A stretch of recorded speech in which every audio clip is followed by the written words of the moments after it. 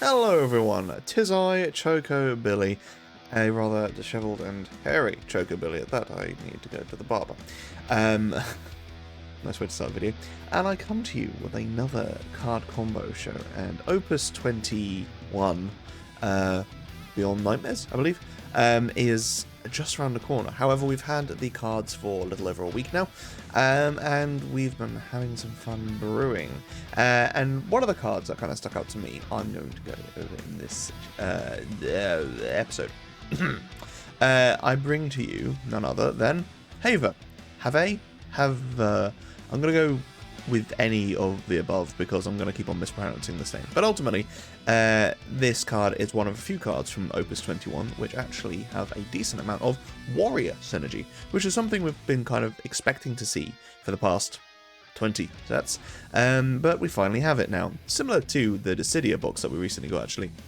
We were expecting to have Dissidia synergy for a long time, and then just one day it just pops out thin air. Similar with Warrior synergy. So it's a 5 CP 9k Earth Forward with the text: the power of forwards your opponent controls cannot be increased by opponent summons or abilities. So that's quite a nice effect in and of itself, because it means that, you know, similar to Have, how it has damage 3, gains plus 1000 power, none of those effects will work. Similarly, summons, so I don't know off the top of my head, something like Elias to give plus 1000 and first strike won't get the plus 1000. And yeah, there are loads and loads of different effects which would, you know, ultimately give plus power, and they won't work.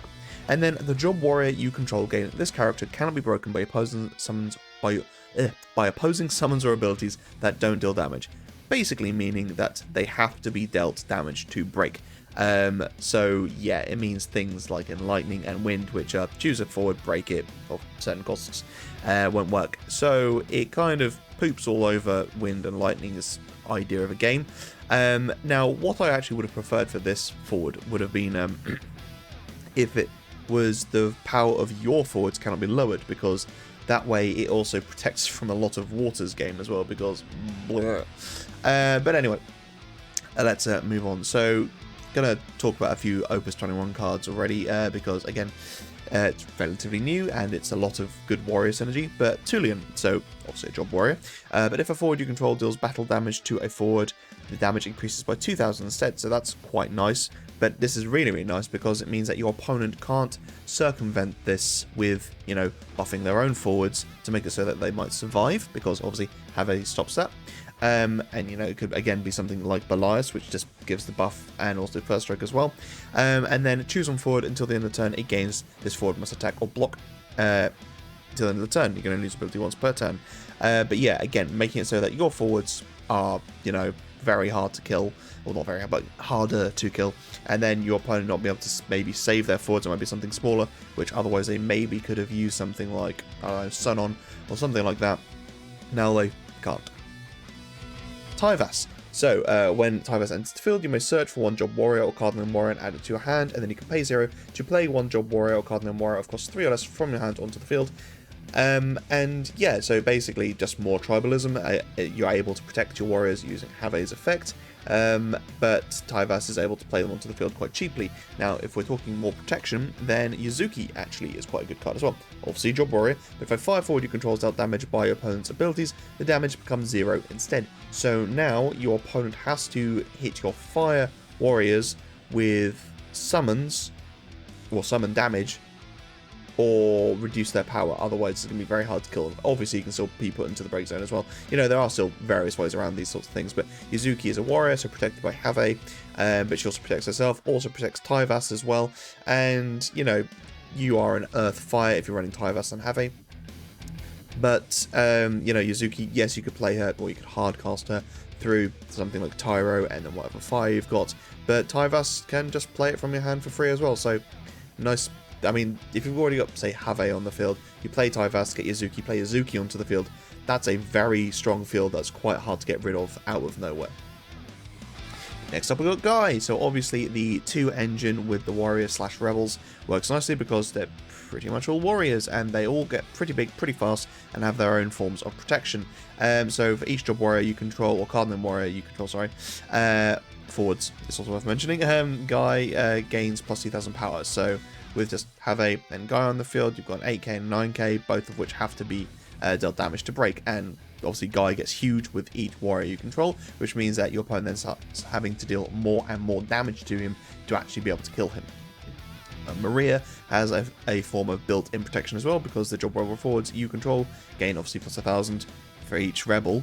Now obviously rebels and warriors aren't the same thing. However, if a rebel forward you control is dealt damage, reduce the damage by 2,000 instead. So, you know, you've got Guy, who is a warrior, so therefore protected by Have. Similarly, Maria, Firion, Leon, all warriors, so all protected by Have, but Maria unfortunately doesn't protect Have, but it doesn't matter because it means that your opponent has to think about how they, you know, get around this. What do they kill first? Do they kill Maria and then Have? Do they have to kill Have then Maria? You know, it just makes it quite hard for them to get around this.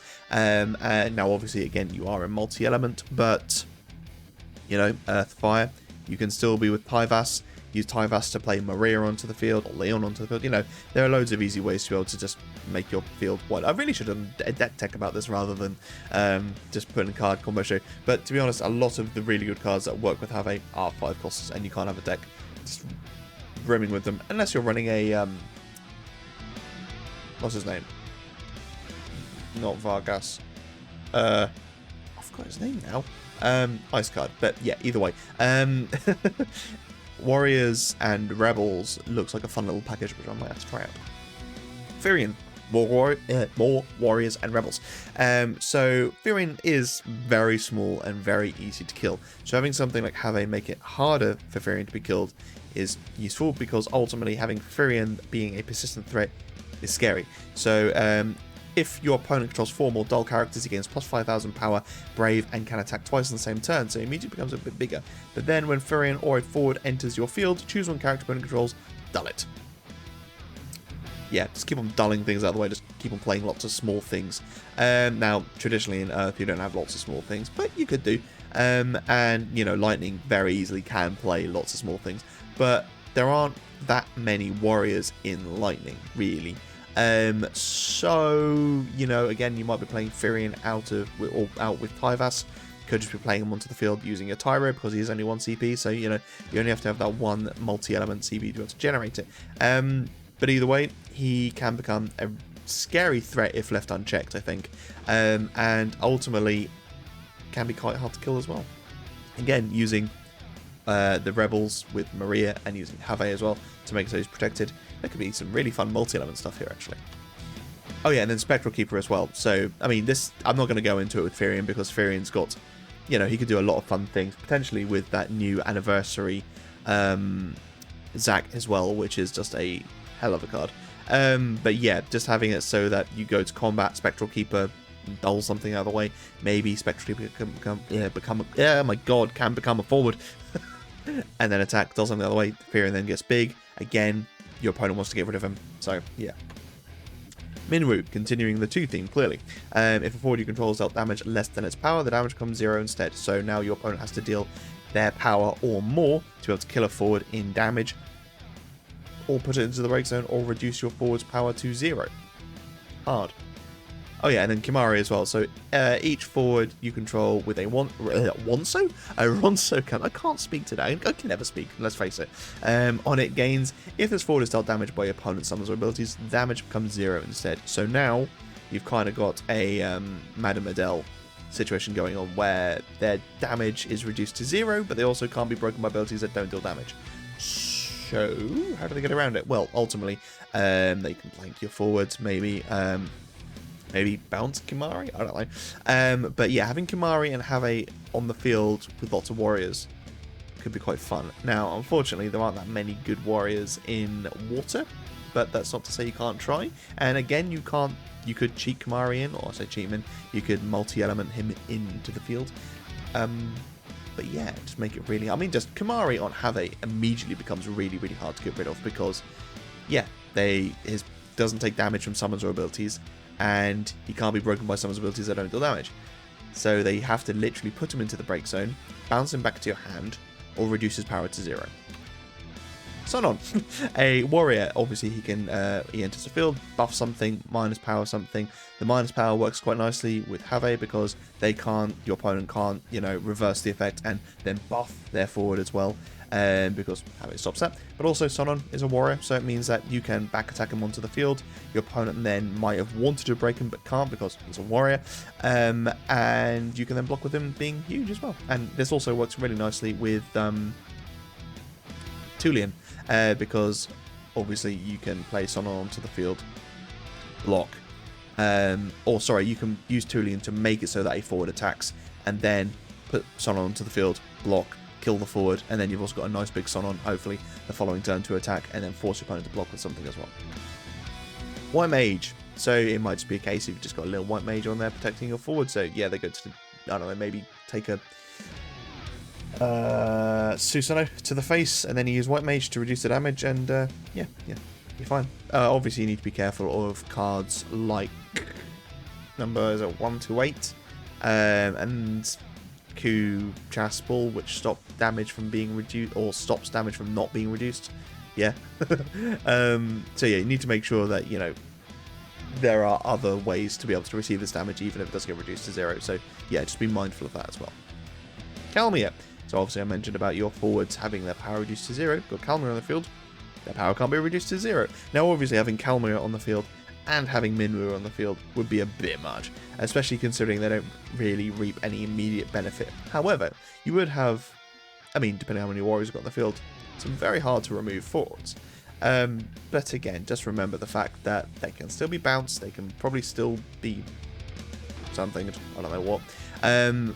But yeah, all these cards work nicely with other cards, but you know, this is why it's a card combo show and not a deck tech, because you wouldn't be running a deck, or especially a warrior deck, with this much water with Kalmia and Minwu, because that would just be a bit silly. Oh yeah, and Zazan, because he's a warrior that everyone's forgotten about and isn't very good even in this concept, but still, he's a warrior, so obviously he cannot be broken by opposing someone's abilities that don't deal damage. However, he's got a Minwu effect on him, so he has to receive his damage or more, and Kalmia makes it so that his power cannot be reduced, so he becomes very hard to kill. And then lastly, Hashmel, because nice little FU to all those forwards you have that aren't warriors, but are helping your field somewhat. So, you know, something like Aerith. So, you know, have a nice big 11k, but your opponent wants to just break your Aerith through maybe an Ixion or something nice and easy. Hashmel can't be broken through that anymore, and becomes 6k as well, which might have some sort of effect, I don't know. Also, Hashmel works quite nicely if you are running Yuzuki, because you can make your forwards fire as well, so they then don't receive damage through abilities, which is also quite fun. Anyway, that is it for this week, and Opus 21 has got a weird mix of cards. Ultimately, it's got Stranger of Paradise support, which is something I've been wanting for a long time. They are an interesting set of cards, because obviously you've got the Chaos cards, and then you've got the Strangers, or, you know, Red Mage, and, you know, all those things. But yeah, you've also got all the 11 support as well, and that crazy light hero that does a lot of things on attack. But it looks like a lot of fun. There's aside from things like Neo X Death, there aren't too many things that are massively stand out to me. Obviously got Xande as well. Lightning got a lot of good support cards, which is really, really cool, which as a mono Lightning player makes me excited. But yeah, let me know what some of the cards you guys are looking forward to in Opus 21. I've got some weird ideas to play around with. But yeah, thank you so much for watching, guys. Make sure to like and subscribe. It makes a big difference to the channel. Pop some comments down below as well, some of the cards that you want to work with. I've already forgotten the card's name. What's it called? Have, of course. I can't even pronounce the name properly. Haver. Haver feels correct, but Have is what I'm pronouncing. Like Haven, Haver, I don't know, whatever. Thanks for watching, guys. See you in the next episode.